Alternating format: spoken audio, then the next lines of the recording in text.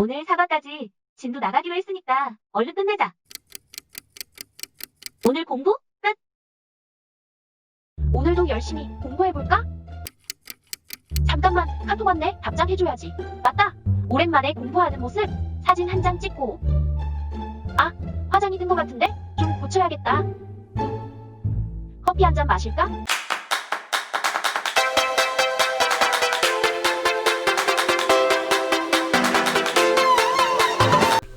안녕하세요. MBTI 학과 교수 설지용입니다.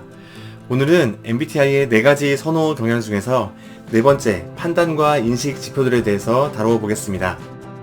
MBTI 4가지 선호 지표 중에서 네 번째는 판단과 인식입니다. 판단과 인식은 서로 다른 생활 양식을 나타냅니다. 판단형은 어떤 상황에서 판단을 내리면 그 판단을 유지하려는 경향이 있습니다. 그래서 계획적이라는 평가를 많이 받고요. 인식형은 그때그때의 상황에 맞게 행동하려는 경향이 있습니다. 그래서 즉흥적이고 순발력이 있다는 평가를 자주 받습니다.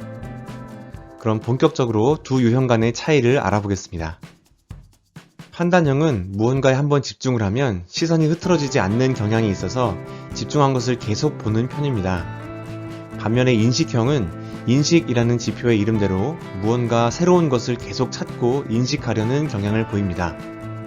판단형은 정보 수집을 해서 최종 결정이 나면 더 이상의 정보에는 관심을 끄는 경향이 있어서 한번 계획한 것을 지속적으로 추진하는 것에 익숙합니다.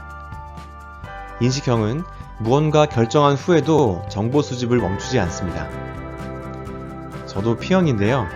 저는 운전을 하다가 주유소에서 방금 주유를 했는데도 그 다음번에 나오는 주유소의 기름값이 계속 궁금해서 운전의 속도를 낮추고 이렇게 보다가 제2형 아내에게 핀잔을 듣곤 합니다. 어떤 결정을 한 후에도 인식형은 다른 옵션들에 대해서 개방적인 태도를 보입니다. 그리고 이건 인식형을 디스하는 것 같은 항목인데요. 판단형은 마감 시간이 정해지면 마감 시간을 계속 염두하고 있기 때문에 마감 시간 전에 일을 끝내는 것이 그다지 어려운 일이 아닙니다. 인식형은 마감 시간이 정해지면 그 마감 시간이 임박해 오기 전까지는 여유를 부리다가 마감 시간이 임박해 오면 그때가 바로 출발 신호입니다. 그래서 우스갯소리로 오후 2시에 만나는 약속에 2시에 출발한다는 말도 있습니다. 2시에 출발을 해도 2시에 도착할 수 있을 것만 같은 생각으로요. 네, 이 영상 시작 부분에 나왔던 판단형과 인식형의 시험 공부 장면을 잘 보셨나요? 판단형과 인식형의 시험 공부를 한번 일정표를 보면서 설명해 볼게요. 판단형은 시험 날짜가 정해지면 언제부터 언제까지 시험 준비 기간이라고 정해놓고 꾸준히 공부할 계획을 세우고 또 지키는 경향이 있습니다. 그런데 인식형은 시험 날짜가 정해져도 약간의 긴장감은 있지만 아직 시험 공부를 본격적으로 시작하지 않다가 시험날이 임박했다고 생각되면 갑자기 발동이 걸려서 벼락치기 공부를 하는 경향이 있습니다. 그렇게 벼락치기 공부를 했다가 시험을 망쳐서 충격을 받는 인식형은 다음번부터는 시험 날짜가 나오자마자 급 공부를 엄청 열심히 하는 모습도 보입니다. 그럼에도 불구하고 판단형과 차이가 나는 점은 하루 공부량을 정해놓고 꾸준히 공부하는 모습은 찾아보기 힘들다는 겁니다. 공부에 오랫동안 집중하는 것을 어려워하는 인식형 분들을 위해서 스마트폰 어플 하나를 소개해드리고 싶은데요. 구글 플레이 스토어에서는 토마토 시계를 검색하면 나오는 어플입니다. 앱스토어에서는 비주얼 타이머를 검색하면 비슷한 어플이 나옵니다. 저는 토마토 시계로 설명을 드릴게요. 토마토 시계를 실행시키면 이런 화면이 나옵니다. 아래쪽 플레이 버튼을 누르면 지금부터 25분이 카운트다운이 됩니다. 이 25분이 공부 시간인 거예요. 그리고 25분이 지나면 자동으로 5분간 쉬는 시간이 되는데요. 학교 수업 시간이 50분, 쉬는 시간이 10분인 것과 비교하면 공부 시간과 쉬는 시간을 절반씩 나눠서 반복하는 겁니다. 이렇게 절반씩 나눴을 때 좋은 점이 있어요. 인식형 분들은 집중력이 짧은 경향이 있기 때문에 50분이라는 긴 시간을 관리하기가 어려울 수 있습니다. 그런데 25분씩 나눠 놓으면 그 시간을 관리하기가 비교적 쉬워지죠. 마감 시간도 2배로 많이 임박해 오니까 막판 스퍼트라는 것을 발휘할 기회도 많아지게 됩니다. 그리고 이 어플을 사용할 때 팁이 있습니다. 25분간 공부를 하고 있는데 갑자기 택배가 온다거나 화장실에 가고 싶을 때에는 빨리 감기 버튼을 누르면 바로 지금부터 5분간의 휴식 시간이 되는 거고요. 만약에 공부 시간을 20분으로 하고 쉬는 시간을 10분으로 하고 싶다 하시는 분들은 우측 상단에 있는 톱니바퀴 모양의 설정 버튼을 누르시면 공부 시간과 쉬는 시간을 조정할 수 있게 되어 있습니다. 그런데 그렇게 하는 거면 그냥 시계를 보면서 25분 동안 공부를 하면 되는 거 아니냐, 이렇게 질문하시는 분들이 있더라고요. 만약 시계를 보면서 하게 되면 지금 시간이 57분이면 어떻게 하실까요? 네, 3분 기다렸다가 정각부터 시작하지 않겠어요? 그렇게 3분이라는 시간을 버리게 되는 겁니다. 반복하면 2, 3분씩 계속 손해를 보게 되는데요. 그래서 이 어플을 사용하면 손해보는 시간 없이 아주 알차게 공부할 수가 있습니다. 저도 박사과정 졸업시험을 볼 때 시험 하루 전에 토마토 시계를 보면서 13시간 벼락치기 공부를 해서 동기분들이 제 시험을 보고 떨어질 때 저만 한 번에 합격했던 경험이 있습니다. 인식형 분들께 강력 추천드립니다. 판단형 분들이 인식형 분들과 회의를 하고 일을 추진하실 때는 아이디어 단계와 결정 단계를 유연하게 허용해 주세요. 이미 결정이 됐고 결정한 대로 진행되고 있는데 인식형 사람이 다시 새로운 아이디어를 꺼내서 얘기할 수 있어요. 그러면 아까 얘기하지 그랬냐고 따져 묻지 마시고 괜찮은 생각이네 하고 맞장구 쳐주세요. 인식형 분들이 판단형 분들과 팀으로 일하실 때는 원래의 마감 시간보다 더 일찍 끝내려는 목표를 세워보세요.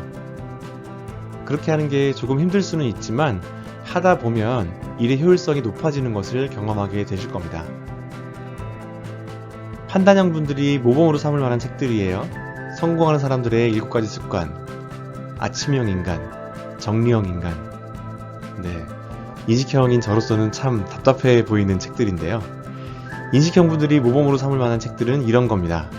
벼락치기 공부법, 순발력은 나의 힘, 느리게 산다는 것의 의미, 이런 책들을 모범으로 삼을 만한 책들로 여깁니다. MBTI 정식 검사를 했는데도 판단형 점수와 인식형 점수의 차이가 별로 안 나는 분들, 판단형 약간이나 인식형 약간이 나오는 분들은 이 질문으로 한 번 더 생각해 보시면 좋겠습니다. 첫 번째, 처음 와본 음식점에서 메뉴를 정할 때 먼저 선택하는지 나중에 선택하는지. 나중에 선택하는 이유는 메뉴판에 있는 메뉴와 옵션들을 전부 다 파악한 후에 결정을 내리기 때문에 선택이 느려지는 겁니다. 그래서 사실 인식형은 특히 I-P 유형 분들은 결정을 내릴 때 에너지 소모가 많고요. 결정장애가 있다는 농담을 하기도 합니다. 저는 그래서 아내와 함께 식당에 가면 아내가 먹고 싶은 메뉴 2개 고르라고 해서 같이 나눠 먹는 걸로 이렇게 방침을 정했습니다. 여러분은 어느 쪽에 해당하는지 한번 생각해 보시고요. 두 번째, 방 정리나 책상 정리를 할 때 어림잡아 정해놓은 시간 안에 정리를 끝내는지 아니면 정리를 하다가 발견한 사진이나 다이어리에 시선을 뺏기는지 생각해 보시고, 세 번째, 이메일을 확인해 달라는 요청에 이메일 먼저 확인하는지 아니면 인터넷 사이트를 열고서 보이는 뉴스나 사진을 클릭하느라 이메일 확인이 늦어지는지, 심지어는 이메일을 확인해야 되는 것을 잊어버리는지 한번 생각해 보세요.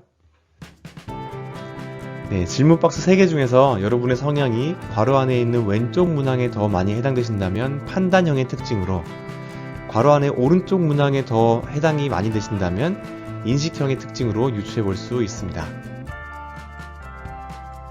제가 학생들에게 MBTI 강의를 하면서 판단형과 인식형의 특징을 설명할 때 자주 사용하는 방법인데요. 바로 여행 계획을 세워보게 하는 방법입니다. 개인당 100만원씩 가지고 있다고 생각하면서 2박 3일간의 일정을 짜보도록 합니다.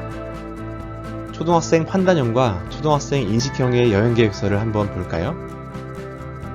먼저 판단형의 여행 계획서입니다. 스키장에 가서 놀다가 식사하고 민박에서 자는 것이 첫째 날입니다. 자세히 보면 각각 지출할 금액도 적어놨어요. 둘째 날에는 온천에 갔다 와서 쇼핑을 하고, 셋째 날에는 집 쪽으로 오는 길에 놀이동산에 갔다가 나와서 유람선을 탑니다. 그렇게 지출을 하고 남은 돈 14만원은 저금을 하고 합계 100만원 지출 끝.